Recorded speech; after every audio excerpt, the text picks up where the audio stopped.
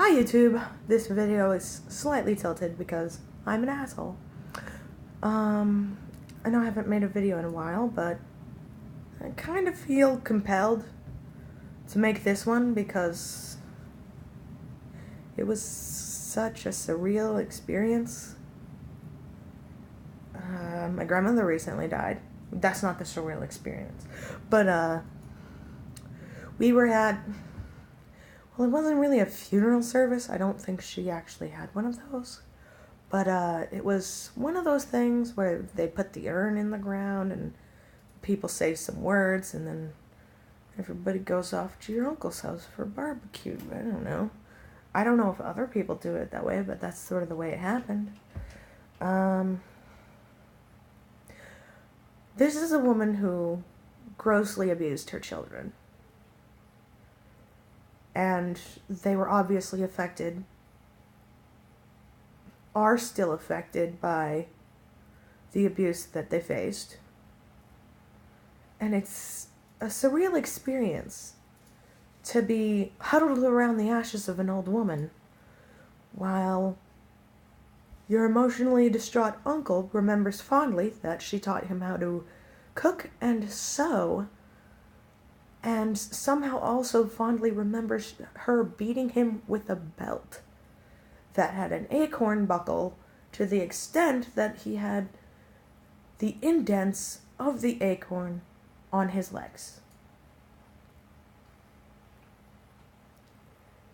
These are people mourning a woman who was more or less a complete monster and attracted partners who were either easily victimized or accomplices in her horrendous behavior. And it's a bit weird for me. I never had any long-term exposure to my grandmother.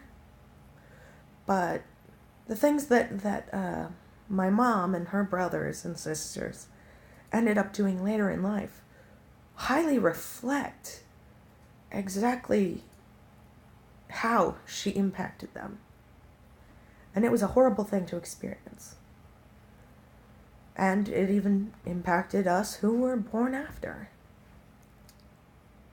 So I guess it's why I become a bit twisted about things like the whole Daddy of Five kerfuffle, which has been, I guess, sort of dealt with for a while. But when you see that kind of aftermath firsthand, it really beats home the extent of a person's influence.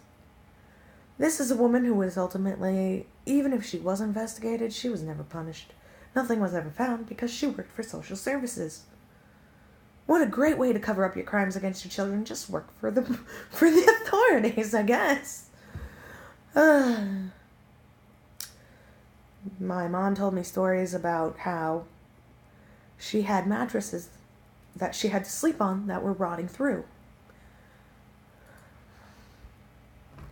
because the type of abuse she went through caused her to have bedwetting problems.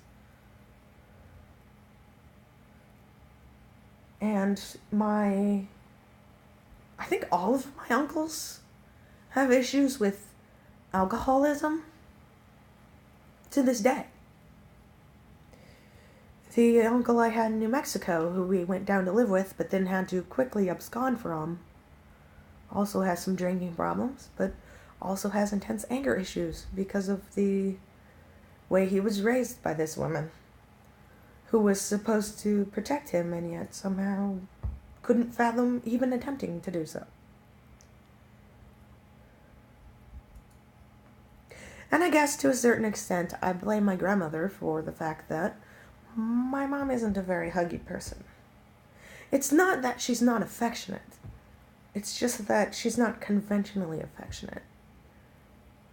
And ultimately, we went to huddle around the ashes of an old woman and listen to the surreal tales of how even the most horrible people can have such misplaced affection on them.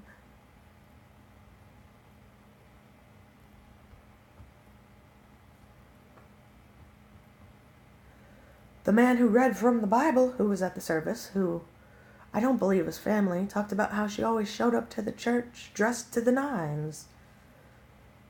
Which, to me, sort of displays that she was more interested in herself and her own personal appearance than she was with the welfare of her children. My mother spent a good portion of her adult life trying to win this woman's affection, as if it was simply a task away. It was fucked up. And I guess that's why I can tell you, child abuse is no joke. It follows you for the rest of your life, whether you want it to or not.